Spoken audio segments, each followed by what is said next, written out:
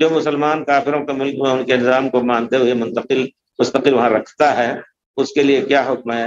دیکھیے، اگر مسلمان کے لیے اپنے دین پر عمل مشکل ہو جائے کسی بھی ملک میں، تو وہاں سے ہجرت واجب ہو جاتی ہے، بشرطے کی ہجرت کی جگہ ملے۔ اس کی دلیل آپ لے سکتے ہیں، پیارے رسول 13 سال تک مکے میں رہنا، شروع ہی سے مسلمانوں کو تکلیفیں اٹھانی پڑی، کتنے لوگوں کو شہید بھی کر دیا، لیکن جب مدینے کا راستہ کھلا تو پیارے رسول نے ہجرت فرمائی اور دوسرے لوگوں کے اوپر ہجرت واجب ہو گئی۔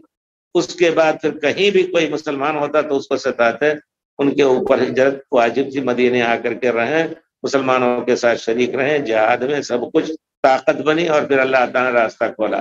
تو اگر ایسے ملک میں ہیں، اب مشکل یہ ہے کہ کون ملک قبول کرے گا؟ اگر کروڑوں مسلمان کہیں جانا چاہیں